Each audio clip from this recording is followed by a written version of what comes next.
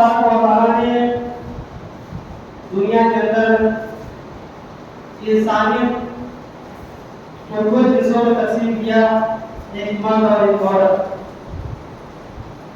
اور اللہ تبارک و تعالیٰ نے ان دونوں کے درمیان، ان دونوں کے اندر ایک دوسرے کے لیے کشش رکھی ہے کہ مرد کو عورت کی ضرورت ہے، عورت کو مرد کی ضرورت ہے، اور ان کے درمیان جو فطری ضرورتیں ہیں وہ ضرورتیں کس طریقے سے پوری ہوں، اس کا بھی دو طریقہ، ایک جائز اور ایک ناجائز۔ جو ناجائز طریقہ ہے جس کو ہم اپنی زبان میں زناکاری کہتے ہیں، فحش کام، برا کام کہتے ہیں، اور دوسرا جسے ہم نکاح کہتے ہیں، جو اچھا کام ہے اور جو نیکی کا کام۔ انسان اگر غلط طریقے سے اپنی ضرورت پوری کرتا ہے تو گنہگار ہوتا ہے، اور اسلام کے اندر اس کو زنا سے تعبیر کی گئی، اور اسلام کے اندر اس کی حد بھی مقرر کی گئی کہ اگر زنا کرنے والے کنوارے ہیں انہیں 100 کوڑے مارے جائیں گے، اور اگر شادی شدہ ہے تو انہیں پتھروں سے مار کر کے انہیں آگ رکھتے ہیں۔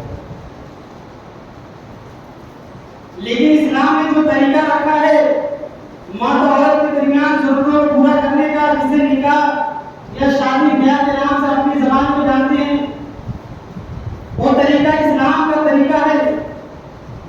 اور آپ پڑھیں تو آپ کو پتہ چلے گا جتنے بھی لمبے جان دنیا کے اندر آئے سب کا یہ طریقہ رہا ہے کہ سب نے شادی، ہمارے آخری نبی جناب محمد رسول اللہ صلی اللہ علیہ وسلم نے بھی شادی کی، آپ کے بچے بھی تھے۔ تو یہ اسلام کا طریقہ ہے اور ہمیں اسی طریقے کو فالو کرنا ہے۔ اور نکاح کا، شادی کا یہ طریقہ اتنا عظیم طریقہ ہے کہ اس طریقے کو پر جو عمل کرتا ہے اللہ تبارک و تعالیٰ اس طریقے پر عمل کرنے کی وجہ سے اللہ اس کو مالدار بنا دیتا ہے، دولت مند بنا دیتا ہے۔ قرآن پڑھیے، اللہ رب العالمین قرآن مجید کے اندر ارشاد فرماتا ہے وَأَنكِحُوا الْأَيَامَ مِنكُمْ وَالصَّالِحِينَ مِنْ عِبَادِكُمْ وَإِمَائِكُمْ، کہ تمہارے جو اولادیں ہیں، تمہارے جو غلام ہیں، جو لڑکیاں ہیں، اور شادی کی عمر کو پہنچ گئے تو ان کی شادی کر دو۔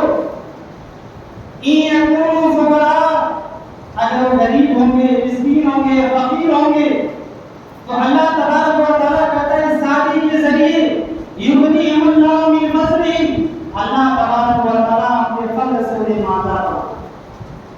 اللہ رب العالمین اس نکاح کے ذریعے سے، شادی کے ذریعے سے اللہ تبارک و تعالیٰ فرماتا ہے کہ اگر غریب ہوں گے، فقیر ہوں گے تو يُغْنِيهِمُ اللَّهُ مِن فَضْلِهِ، اللہ تبارک و تعالیٰ انہیں مالدار بنا دے گا، امیر بنا دے گا۔ اور صحابہ کرام کی زندگیوں میں ایسی مثالیں موجود ہیں کہ جن کے پاس کچھ نہیں تھا، جو لکڑیاں ڈھونڈ کر کے جنگلوں سے لایا کرتے تھے، پھر چولہے جلا کر کے کھانے پکایا کرتے تھے، اور شادی ہوئی تو شادی کی برکت کی وجہ سے ان کے گھر نوکر چاکر آ گئے اور انہیں آرام کی زندگی۔ تو شادیوں کے ذریعے اللہ تعالیٰ کی معاملہ ایک حدیث سنیے، اللہ کے نبی صلی اللہ علیہ وسلم کی حدیث، اللہ کے نبی صلی اللہ علیہ وسلم فرماتے ہیں یا معاشر الشباب، اے نوجوانوں کی جماعت۔ اس حدیث کے اندر نوجوانوں کا ذکر اللہ کے نبی نے کیا ہے، لیکن جو والدین بیٹھے ہوئے میں اسے بھی بتاتا ہوں، اس حدیث پر غور کریں کہ اللہ کے نبی نے کہا یا معاشر الشباب، اے نوجوانوں کی جماعت، من استطاع منکم الباء، تمہارے پاس استطاعت ہے شادی کرنے کی، نکاح کرنے کی، تمہارے پاس طاقت ہے، جسمانی طاقت ہے، مالی طاقت ہے، فَلْيَتَزَوَّجْ، نکاح کرو، شادی کرو۔ اور یہ اللہ کے نبی صلی اللہ علیہ وسلم نے نوجوانوں کو کہا ہے۔ اب والدین سوچ رہے ہیں کہ مولوی صاحب اس میں تو والدین کا ذکر ہی نہیں، اس کے اندر تو اللہ کے نبی نے نوجوانوں کو ابھارا ہے۔ تو میرا سوال یہ، بچے اپنی مرضی سے کیوں شادی کریں؟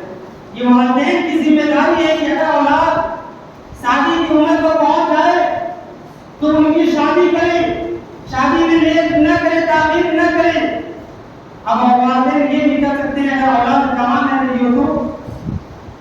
سوال یہ ہے کہ جو لڑکے باہر جا کر کے 4-5 سال باہر رہتے کما کر پیسہ بھیجتے پھر گھر آتے پھر اس کے بعد ان کے ساتھ نہیں ہوتے 25 سال 28 سال 30 سال 35 سال عمر سعودی کے اندر عرب کے اندر جا کر کے اپنی جوانی کو گوا کر کے گھر آئے کما کر کے پھر بھی گھر کے لوگ ساتھ نہیں کرے بیٹا جا اور کما لے اس کے بعد یہ کبھی کہاں سے آ رہی ہے والدین کی جان تو والدین کی ذمہ داری ہے کہ اولاد جب شادی کی عمر کو پہنچ جائے تو وقت پر ان کی شادی اور شادی کا فائدہ کیا ہے اللہ کے نبی کیا فرمایا اللہ کے نبی فرمایا معاشر الصحابہ من استطاع منکم الباء فليتزوج فإنه أغض للبصر وأحسن للفرج اس نکاح کا اور شادی کرنے کا سب سے بڑے 2 فائدے ہیں پہلا فائدہ کہ نکاح کرنے سے نگاہیں جھک جاتی ہیں اور دوسرا فائدہ یہ کہ شرمگاہ کی حفاظت ہوتا ہے اور یہ نکاح اور شادی کرنے سے کتنے فائدے قرآن کے اندر وہ فائدہ بیان کیا گیا کہ شادی کرنے سے اللہ مالدار بنا دے گا اور حدیث کے اندر اللہ کے نبی فرماتے ہیں کہ شادی کا فائدہ یہ ہے کہ نگاہیں جھک جائیں گی جو نگاہیں ابھی اٹھتی ہیں گھروں کو غیر لڑکیوں کو دیکھنے کی طرف اور نظروں سے جو غلط چیزیں دیکھی جاتی ہیں اور دیکھ کر کے اپنے جذبات کو باہر نکالے جاتے ہیں اور اپنے دماغوں کے اندر جو غلط باتیں پیدا کی جاتی ہیں یہ ساری چیزیں نکاح کرنے کے ذریعے سے دور ہو جاتی ہے اور شرمگاہ کی حفاظت تو شادی اس حدیث کے اندر شادی کرنے کے لیے ابھارا جاتا ہے اور شادی کرنے کا فائدہ یہ ہوتا ہے اس کے ذریعے 2 لوگ آپس میں ملتے ہیں اور صرف 2 لوگوں کے ذریعے کوئی لوگ نہیں بلکہ 2 پریوار ملتا ہے 2 خاندان کے لوگ ملتے ہیں اور ان کے درمیان میاں بیوی کے درمیان شادی کے بعد محبت پیدا ہو جاتی ہے ایک دوسرے کے لیے ایک دوسرے سے اتنی محبت پیدا ہوتی ہے کہ لوگ ایک دوسرے کو چھوڑنا گوارا نہیں کرتے ہیں شوہر چھوڑ کر کے اپنی بیوی کو باہر جاتا ہے کمانے کے لیے تو بیوی کی آنکھوں میں آنسو آ جاتی ہے بیوی رونے لگتی ہے کہ وہ جدائی برداشت نہیں کرتی ہے یہ محبت شادی کے ذریعے سے جو پیدا ہوئی ہے یہ ایسی محبت ہے جو اللہ نے بنائی ہے جو اللہ نے اس محبت کو پیدا کیا ہے قرآن پڑھیے اللہ رب العالمین قرآن مجید کے اندر صاف فرماتا ہے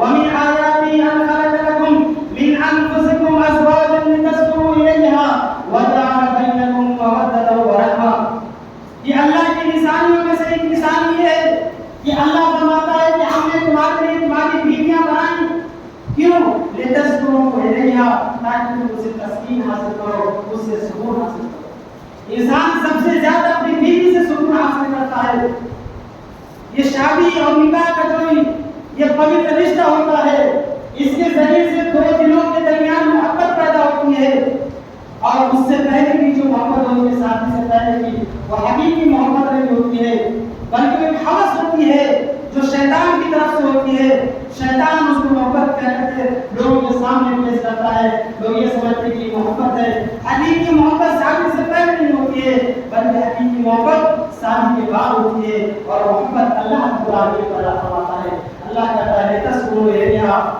تم سب سے زیادہ اس سے سکون حاصل کرتے ہو وَجَعَلَ بَيْنَكُم مَّوَدَّةً وَرَحْمَةً اور اللہ رب العالمین ان دونوں کے درمیان رحمت پیدا کر دیتا ہے محبت پیدا کر دیتا ہے میاں بیوی کے درمیان جو محبت ہوتی ہے اللہ کی طرف سے ہوتی ہے تو یہ محبت حقیقی محبت ہوتی ہے لہذا نکاح جتنی جلد ہو سکے نکاح کرنا چاہیے تاکہ یہ حقیقی محبت کو پالے اور جو فرضی محبت ہے جو شیطانی محبت ہے اسے انسان اپنی حفاظت کر سکے اسے اپنے آپ کو بچا سکے اسے اپنے آپ کو محفوظ کر سکے تو اسلام کے اندر نکاح جو ہے یہ کافی رشتہ ہے نکاح کا ضروری رشتہ ہوتا ہے لہٰذا ہمیں چاہیے کہ ہم والدین کو بھی چاہیے اولاد لڑکے لڑکیاں شادی کی عمر کو پہنچ گئے تو جلد از جلد ان کا نکاح کر دیں اگر ان کا نکاح نہیں کرتے غور سے سنیں اگر نکاح نہیں کرتے اور اولاد لڑکے لڑکیاں کوئی غلط قدم اٹھاتے ہیں تو یاد رکھیں اس کے ذمہ دار والدین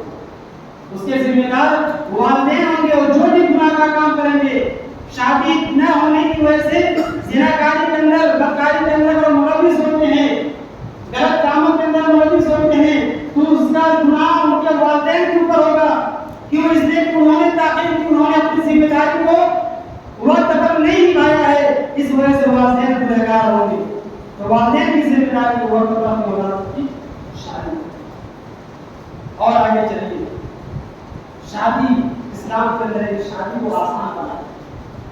شادی کو شادی کے طور پر نکاح کیا جائے, شادی کی جائے.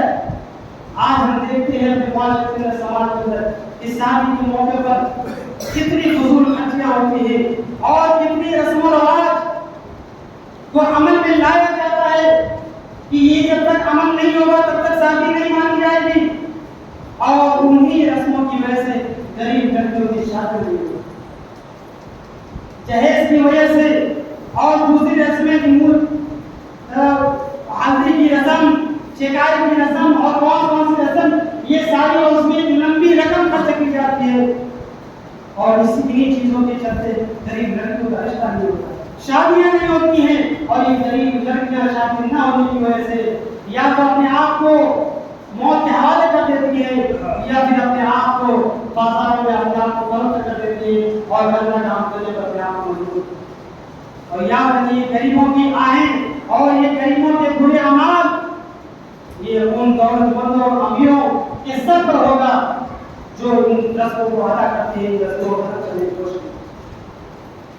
ابھی تو جہیز کی رسم چل رہی تھی, ہلدی کی رسم چل رہی تھی. اب ایک اور چیز دیکھنے کو ملی ہے ہمارے یہاں. تو کم ہے, یہاں پہ ہم نے دیکھا کہ اب ولیمہ تو ہو رہا ہے, دعوت ہو رہی ہے, اب اس کا ڈبل کھانا بھی پکایا جاتا ہے. کیوں؟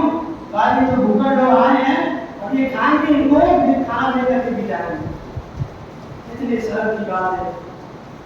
یہ باپ جو اپنی زندگی کمائی کا ایک بڑا سا حصہ شادی کے موقع پر خرچ کرتا ہے, لوگوں کو دعوت دینے پر, لوگ آتے ہیں کھانا کھانے کے لیے, انتظار کرتے ہیں جب ہمیں کھانا دینے لگ جاتا ہے. گھر میں دس اماں نہیں آئیں گے, دادی نہیں آئیں گے, ان کے لیے کھانا چاہیے. اب اس کا بھی انتظام رکھنے کے لڑکے کے باپ کو کرنا پڑتا ہے. باقاعدہ ڈبے مارکیٹ سے منگائے جا رہے ہیں اور ڈبے کے اندر بھر کر کے وہ کھانا دیا جاتا ہے.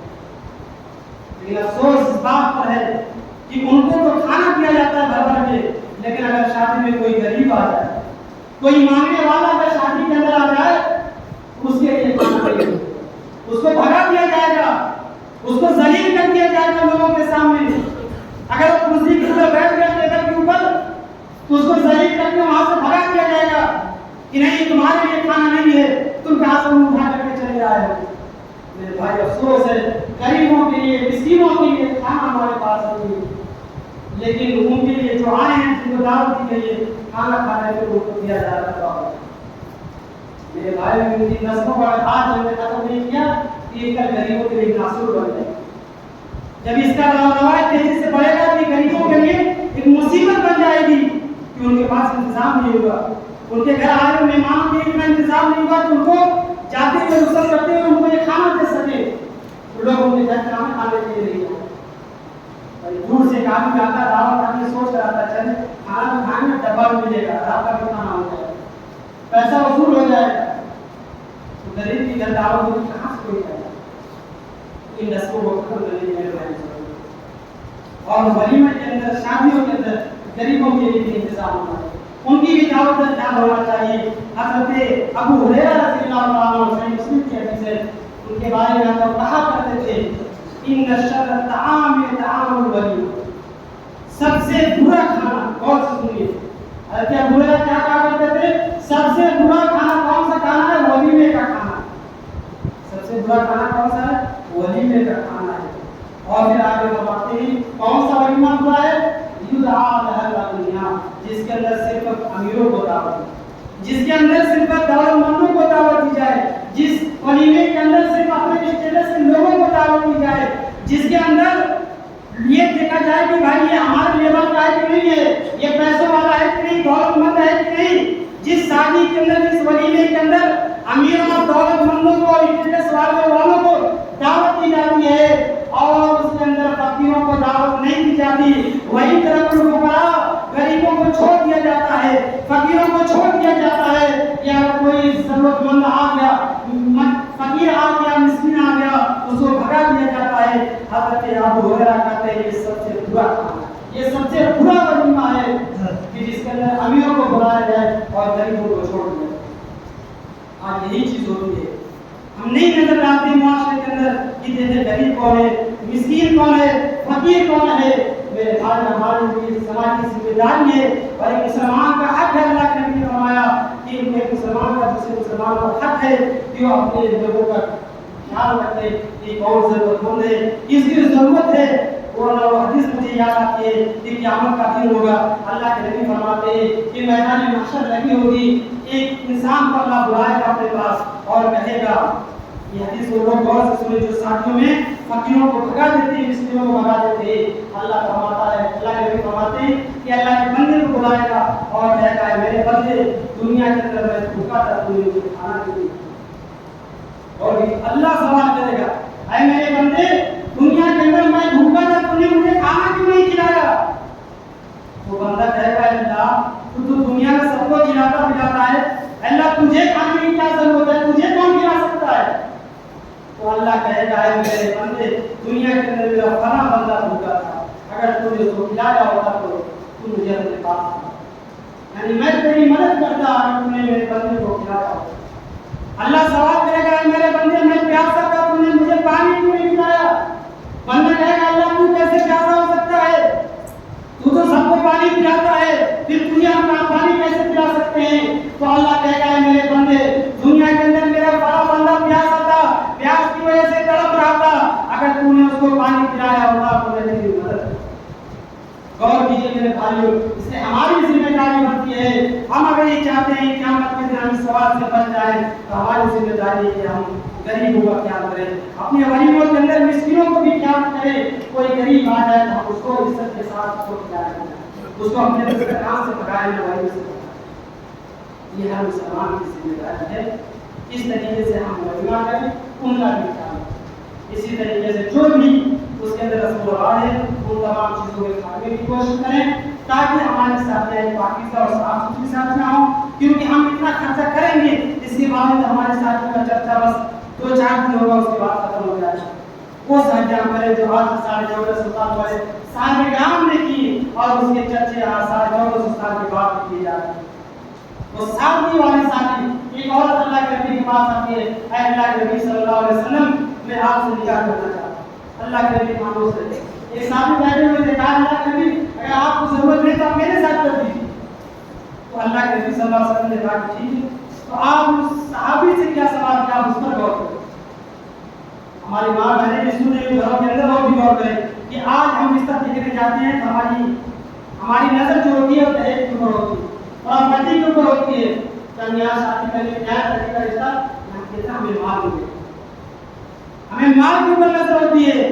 اللہ کے نبی صلی اللہ علیہ وسلم یہاں مرد سے سوال کر رہے ہیں, تم شادی کرنا چاہتے ہو؟ ہاں. کہا تمہارے پاس مال دینے کے لیے کیا ہے, مال دینے کے لیے تمہارے پاس کیا ہے؟ اس نے کہا اللہ کے نبی کوئی چیز نہیں. تو آپ نے کہا کیسے شادی؟ جاؤ دیکھو تمہارے کے اندر اگر ایک لوہے کی انگوٹھی مل جائے تو وہی لے. کیا کہا آپ نے؟ ایک لوہے کی انگوٹھی مل جائے وہی لے کر گئے, تلاش کیا, واپس آئے کہا اللہ کے نبی لوہے کی انگوٹھی. آپ نے کہا کچھ بھی تو ہوگا تمہارے گھر میں. کہاں اللہ کے نبی ایک چیز یاد ہے, کہا اللہ کے نبی ایک چادر ہے, ایک لنگی ہے, کبھی میں پہن لیتا ہوں سوتا ہوں. آپ نے کہا اگر وہ لنگی ہے, اگر تم اس کو دے دو گے تو تم کیا استعمال کرو؟ کہا اللہ کے نبی کوئی چیز میرے پاس. تو اللہ کے نبی نے کہا اچھا یہ بتا, تمہارے لیے اور آسان کر دیتا ہوں, یہ بتاؤ تمہیں قرآن کچھ یاد ہے؟ اللہ اکبر, غور کیجیے. اللہ کے نبی کیا سوال کر رہے, کیا تمہارے پاس تمہیں قرآن یاد ہے؟ اس نے کہا اللہ کے نبی صلی اللہ علیہ وسلم مجھے یاد ہے, فلاں سورتیں مجھے یاد ہیں. پھر اللہ کے نبی صلی اللہ علیہ وسلم نے اس عورت سے سوال کیا کہ اے عورت اگر ان صورتوں کو تمہارے نکاح میں مہر بنا دیا جائے, یعنی تمہارا شوہر ان صورتوں کو تمہیں یاد کرائے, یہی تمہارے لیے مہر ہے, تو کیا تم اس کو قبول کرتی ہو؟ اور اچھی پڑھی اور کہا اللہ کے نبی صلی اللہ علیہ وسلم اس سے زیادہ بابرکت نکاح کون ہو سکتا ہے جس نکاح کے اندر قرآن کی آیتیں, قرآن کی صورتیں مہر بنا دی جائے. اللہ کے نبی مجھے منظور ہے. غور کیجیے, نہ بارات کا پتہ تھا, نہ پٹاخوں کا پتہ تھا, نہ چوروں کا پتہ تھا, کسی کا نہیں پتا. اللہ کے نبی صلی اللہ علیہ وسلم نے دونوں کا نکاح کیا اور کہا یہ شادی, اور آج 1400 سال ہو گئی شادی, آج بھی چل رہی ہے. ہمارے شادی جو لمبے چوڑے جہیز کے ساتھ ہوتی ہیں اس کے چلتے 2-4 دن بس میرے بھائی ان چیزوں کو ختم کر دو. آپ کی ضرورت ہے. ارے مولوی صاحب کیا بتائیں, عورتیں نہیں مانتی اس لیے چھوڑ دیتے, چلو نہیں میرے آپ کو اللہ نے مرد بنایا ہے, آپ اپنی پہچان سمجھیے. اللہ نے آپ کو مرد بنایا تو آپ اپنی حیثیت کو سمجھنے کی کوشش کیجیے کہ اللہ نے آپ کو مرد کیوں بنایا ہے. جب آپ کے اوپر آپ کے عورتوں کی حکومت ہے تو میرے بھائی اس سے بہتر ہے کہ چڑیا پہن کر گھر میں بیٹھے, اس سے بہتر ہے کہ ساڑیاں پہن کر گھر میں بیٹھا جائے. میرے بھائی چڑی پر پانی میں ڈوب مرنے کا مقام ہے کہ آج ہم عورتوں کے چکر میں آ کر کے ہم رسمیں ختم نہیں کرتے ہیں. یاد رکھیں یہی رسمیں جہیز بھی اور دوسری رسمیں یہی ہے جو غریبوں کی جان دینے پر آماد ہو جاتی ہے.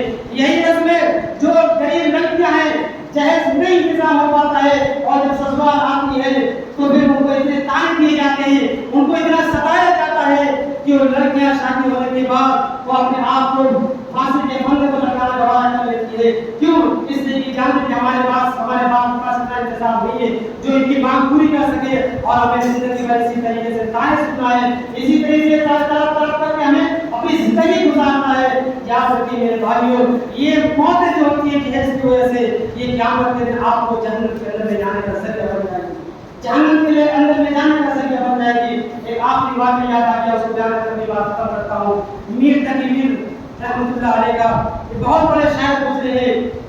ان کے گھر میں ایک بیٹی تھی, رشتہ آیا, منع کر دیا, جہیز کی نشائی منع کر دیا.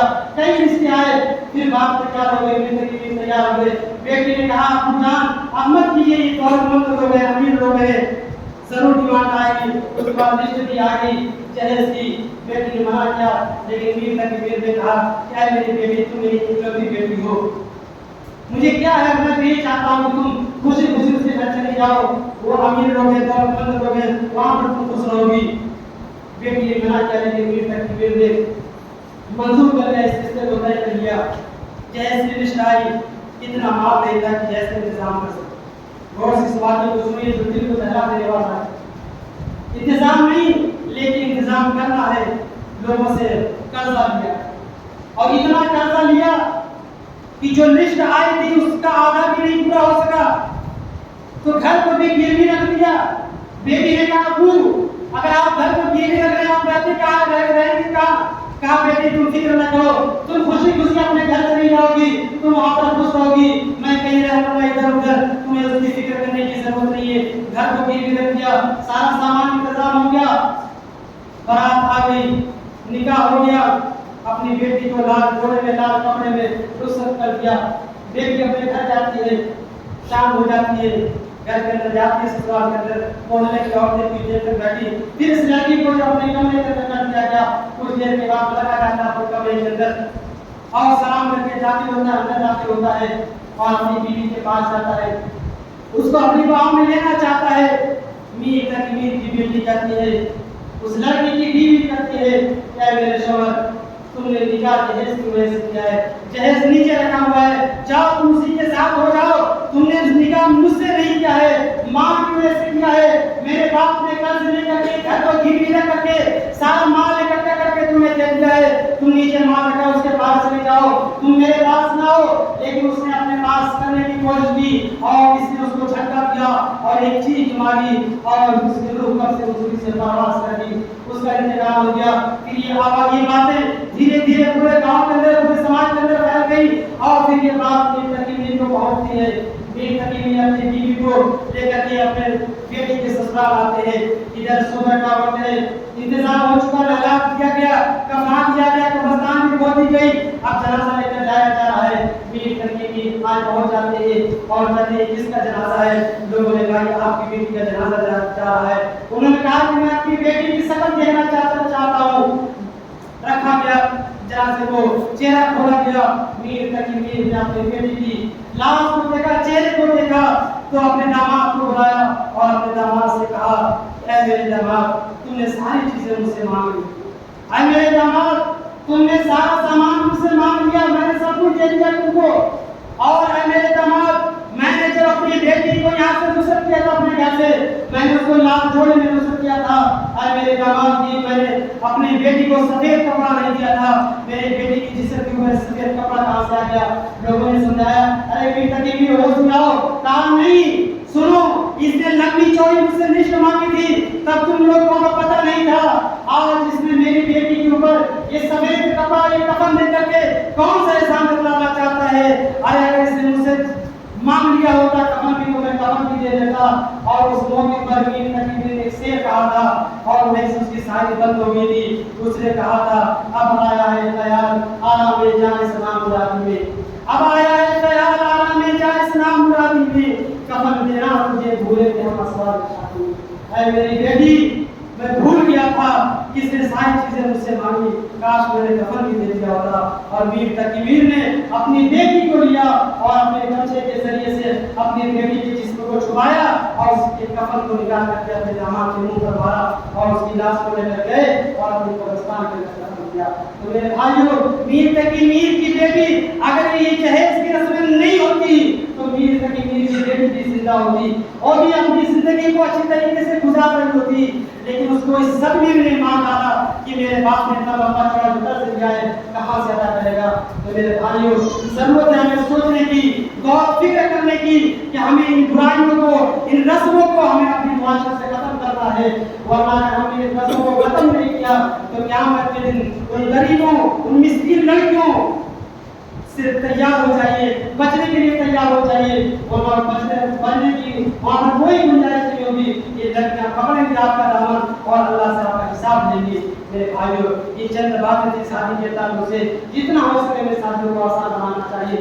اسلام یہ کہتا ہے کہ شادی جتنا آسان بناؤ کہ زنا کاری مشکل ہو جائے، لیکن آج ہم نے شادی کو اتنا مشکل بنا دیا ہے کہ زنا اتنا آسان ہو جائے کہ 50,000 100 روپے دے کر کے انسان اپنی ضرورت پوری کر لیتا ہے۔ تو میرے بھائی ضرورت ہے یہ برائیوں کو ختم کرنے کی۔ آئیے ہم سے دعا کرتے ہیں کہ العالمین جو بھی شادی کے تعلق سے جو رسمیں اور جو بدعتیں ایجاد ہو گئی ہیں، جو رواج غیروں کے رواج ہمارے مسلمان کے اندر پائے جا رہے ہیں، اے اللہ ہم سے دعا کرتے ہیں کہ رسموں کو ختم کرنے کی ہم سب کو توفیق عطا فرما۔ اے اللہ ہم سے دعا کرتے ہیں سنت کے مطابق نکاح کرنے کی توفیق عطا فرما۔ اے اللہ ہم سے دعا کرتے ہیں کہ شادی کے موقع پر فضول خرچ کرنے سے ہم سب کی حفاظت فرما۔